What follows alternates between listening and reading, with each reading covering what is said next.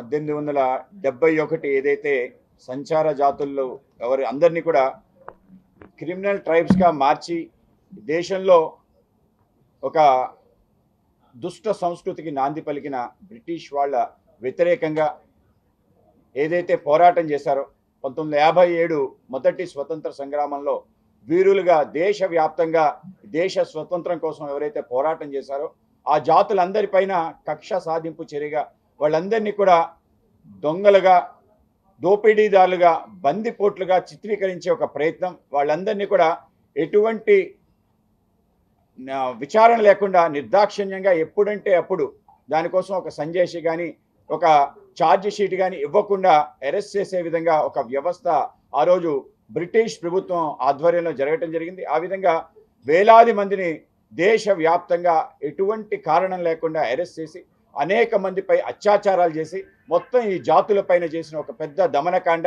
ఈ యొక్క దమనకాండ 1947 మనకు స్వతంత్రం వచ్చిన తర్వాత వీళ్ళకి విముక్తి సుమారు 5 సంవత్సరాల తర్వాత జరిగింది. 1953లో ఆగస్టు 31న వాళ్ళకి విముక్తి కలిగింది. ఆ విధంగా స్వతంత్రం వచ్చిన 5 సంవత్సరాల తర్వాత ఈ జాతులకి విముక్తి కలిగి డిఎన్టీ ఏదైతే denotified nomadic and semi nomadic వాళ్ళు ఎవరైతే ఉన్నారో వాళ్ళందరికీ కూడా విముక్తి కలిగించే ఒక గొప్ప కార్యక్రమం ఆ రోజు మా భారత ప్రభుత్వం తీసుకోవడం జరిగింది. కేవలం విముక్తి ద్వారానే అన్ని సాధ్యమవుతాయి అని కాకుండా వాళ్ళకి సరైన విధంగా ప్రాతినిధ్యం వహించాలి, వాళ్ళకి సరైన గౌరవం ఇవ్వాలనే ఆలోచనతో మన స్వర్గీయ అటల్ బిహారీ వాజ్పేయి గారి నేతృత్వంలో డిఎన్టీకి సంబంధించిన మొదటిసారి ఒక దేశవ్యాప్తంగా కమిషన్ వేయటం జరిగింది. వీళ్ళు ఎవరు, వీళ్ళు ఎక్కడెక్కడ ఉంటారు, వీళ్ళ సంబంధించిన సమస్యలు ఏంటి, వీళ్ళ సమస్యల నుంచి వాళ్ళకి రాజ్యాంగ హక్కులు ఇవ్వాలి అనే ఒక ప్రయత్నం అటల్ బిహారీ వాజ్పేయి గారి నేతృత్వంలో బాబా ఇదాతే కమిషన్ ఏర్పాటు చేయడం జరిగింది.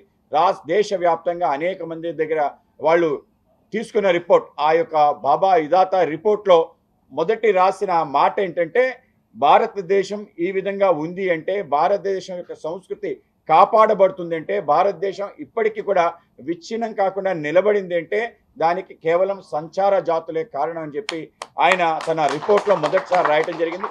అందుకే భారతీయ జనతా పార్టీ ఈ యొక్క జాతులందరూ కూడా సంచార జాతులు, మన సంస్కృతికి వారధులు, అలాగే సంస్కారానికి వాళ్ళు పెన్నిధులు అని చెప్పి మేము భావిస్తాం. ఆ విధంగా వాళ్ళ కారణంగానే ఇవాళ భారతదేశం నిలబడింది అనడానికి ఎటువంటి సందేహం లేదు. కనుక ఈ యొక్క జాతులకు సంబంధించిన ఏదైతే రిపోర్ట్ వచ్చిందో ఆ కమిషన్ మరింతగా ముందుకు తీసుకెళ్లాలని నరేంద్ర మోడీ గారి నేతృత్వంలో దీన్ని ఆయన ప్రధానమంత్రి అయిన తొలి నాళ్ల నుంచి చెయ్యాలని ఒక ప్రయత్నంతో అనేక రకాల కార్యక్రమాలు చేయడం జరిగింది. అనేక రకాల సెంటర్స్ ఏర్పాటు చేయడం జరిగింది. అన్ని రాష్ట్ర ప్రభుత్వాలకు కూడా తప్పనిసరిగా డిఎన్టీ హాస్టల్స్ ఏర్పాటు చేయాలి అని చెప్పి బీసీ కమిషన్ ఆధ్వర్యంలోనే ఒక ప్రత్యేక గుర్తింపు ఇచ్చే విధంగా హాస్టల్స్ ఏర్పాటు చేయడం జరిగింది. అలాగే దేశవ్యాప్తంగా ఒక రీసెర్చ్ అండ్ డెవలప్మెంట్ సెంటర్ ఏర్పాటు చేయాలని చెప్పి న్యూఢిల్లీలో ఇప్పటికే ఏర్పాటు చేసింది. అన్ని రాష్ట్రాలు కూడా వాళ్ళ ప్రాంతంలో ఉండే ఏదైతే డిఎన్టీ కులాలు ఉన్నాయో వాటికి సంబంధించిన రీసెర్చ్ అండ్ డెవలప్మెంట్ సెంటర్ కూడా ఏర్పాటు చేయాలని చెప్పి ఆ విధంగా ఈ యొక్క సంచార జాతులకు సంబంధించిన అనేక రకాల విషయాలు నరేంద్ర మోడీ గారి నేతృత్వంలో ముందుకెళ్తున్నాయి. దానికి సంబంధించిన నిధులు ఇవ్వటం జరిగింది. రాష్ట్ర ప్రభుత్వాల చేత దీన్ని ఇంప్లిమెంట్ చేసి ముందుకు తీసుకెళ్లే ప్రయత్నం చేస్తున్నారు.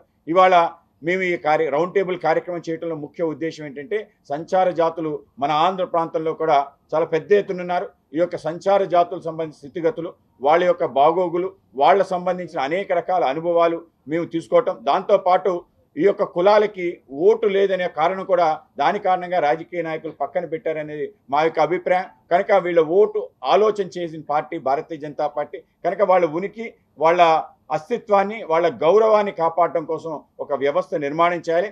తప్పనిసరిగా వాళ్ళకి సంబంధించిన సమస్యల పట్ల మేము గతంలో అధ్యయనం చేయడం జరిగింది. వాళ్ళ ఏదైతే గ్రామాలు ఉన్నాయో వాళ్ళకి సంబంధించిన ఏవైతే చిన్న చిన్న కాలనీస్ ఉన్నాయో వాటికి వెళ్ళి వాళ్ళతో మమేకమై పనిచేయడం జరిగింది. మా అందరికీ కలిగిన అనేక రకాల అనుభవాలు, ఆ యొక్క అనుభవాల సారాంశం తప్పనిసరిగా ఈ కులాలకు సంబంధించిన ఉన్నతి కోసం, వాళ్ళ గౌరవం కోసం ఏవైతే చేయాలో వాటన్నిటినీ ప్రయత్నం చేసి ముందుకు తీసుకెళ్లే ప్రయత్నం భారతీయ జనతా పార్టీ చేయాలనుకుంటుంది. రేపు ఆగస్టు 31 విముక్తి దినోత్సవం అంటే గవర్నమెంట్ తరఫున పెద్ద కార్యక్రమాలు చేస్తారు కనుక అందరికీ కూడా సౌలభ్యం ఉండాలని చెప్పి ఒకరోజు ముందు ఆగస్టు 30న ఈ కార్యక్రమం పెట్టుకోవడం జరిగింది. ఈసారి ఇది 74వ విముక్తి దినోత్సవం.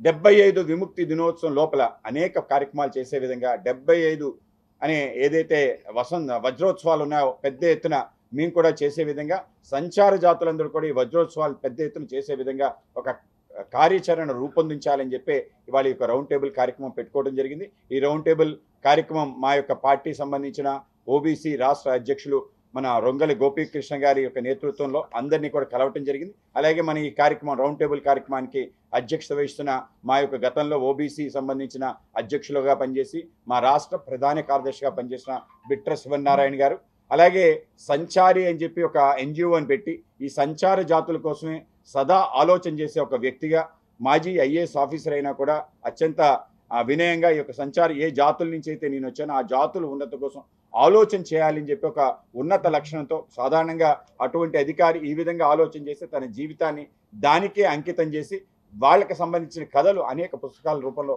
తీసుకొచ్చిన దాసరి శ్రీనివాసులు గారు కూడా ఇవాళ మన మధ్య ఉండటం మనందరికీ అదృష్టం. అలాగే మన ప్రాంతానికి సంబంధించిన ఆదోనికి సంబంధించిన వాల్మీకి కమ్యూనిటీకి సంబంధించి వాళ్ళ కమ్యూనిటీతో పాటు మిగతా అన్ని సంచార జాతుల కోసం ఆలోచన చేసే మా ఆదోని శాసనసభ్యులు శ్రీ పార్థసారథి గారు, అలాగే మన రాయదుర్గం సంబంధించిన ఎమ్మెల్యేగా గతంలో అనేకసార్లు పనిచేసి కేవలం ఓబీసీ సంబంధించిన అంశాలతో పాటు సంచార జాతుల అంశాలపై కూడా ఒక మక్కువ కలిగి ఆలోచన కలిగిన వ్యక్తి పెద్దలు కాపు రామచంద్రారెడ్డి గారు, అలాగే మా జిల్లా అధ్యక్షులు అడ్డూరి శ్రీరామ్ గారు, అలాగే ఈ యొక్క సంచార జాతులకు సంబంధించిన కార్యక్రమంలో మొదటి నుంచి పెద్ద ఎత్తున తను కూడా సంచారం చేస్తూ వీళ్ళందరి జాతుల్ని కలిసి పార్టీలో వాళ్ళని చేర్చే విధంగా వాళ్ళకు సంబంధించిన సమస్యల్ని మా వద్దకు తీసుకొచ్చి కేంద్రంలో కూడా వినిపించే విధంగా అనేక సంవత్సరాల నుంచి కష్టపడుతున్న మా చంద్రశేఖర్ గారు, అరబోల చంద్రశేఖర్ గారికి, అలాగే వీళ్ళతో పాటు అనేక మంది డిఎన్టీ సంబంధించిన ప్రముఖులు అందరూ రావడం జరిగింది. డిఎన్టీ సంబంధించిన అధ్యక్షులు వాళ్ళ జాతులకు సంబంధించిన ప్రముఖ నాయకులు కూడా ఈ కార్యక్రమంలో పాల్గొన్నారు. అందరం కలిసి తప్పనిసరిగా ఒక్కసారి మన ఆంధ్ర ప్రాంతానికి సంబంధించిన ఈ యొక్క సదాచారుల యొక్క ఏదైతే అనేక రకాల సమస్యలను ఆ సమస్యలన్నీ కూడా అధ్యయనం చేయడానికి, దాన్ని కొంత పరిష్కార దిశగా అడుగులు వేయడానికి ఒక ఆలోచన చేయటం. ఆ విధంగా ఇప్పటి నుంచి 30వ తారీఖు లోపు మొత్తం మా పార్టీ సంబంధించిన నాయకులందరూ కూడా ఈ జాతులకు సంబంధించిన కాలనీస్కి ఆ యొక్క గ్రామాలకి వెళ్ళి వాళ్ళతో మమేకమే ఈ కార్యక్రమాన్ని దిగ్విజయం చేయడం కోసం, అలాగే వాళ్ళ సంబంధించిన ప్రదర్శనలు వేటి కారణంగా మన సంస్కృతి నిలబడింది, మన యొక్క ఆచార వ్యవహారాలు నిలబడ్డాయి, వాటన్నిటికీ కూడా కళ్ళగట్టే విధంగా ఒక పెద్ద ప్రదర్శన.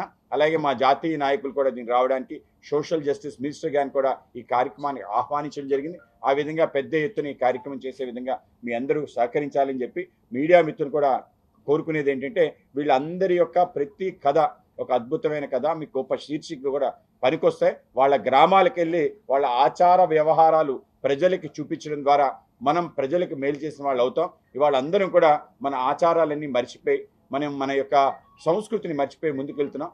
ఈ జాతులు ఇప్పటికీ కూడా వాటిని నిలబెట్టే కార్యక్రమం చేస్తున్నారు కనుక వాళ్ళందరి గురించి కూడా ప్రజలకి తెలియజేసే కార్యక్రమం మనందరం చేయాలి. అందరికీ కూడా ధన్యవాదాలు. తెలుగులో ఫాస్టెస్ట్ న్యూస్ ఇప్పుడు కొత్త అవతారంలో 5 సెకండ్లోనే పూర్తి వార్తా సమాచారం మీ చేతిలో. సోషల్ మీడియా ట్రెండ్స్ మీ కళ్ళ ముందుకే live TV and voice search ఆప్షన్స్తో ఇప్పుడే డౌన్లోడ్ చేయండి. యాప్ లింక్ డిస్క్రిప్షన్లో ఉంది.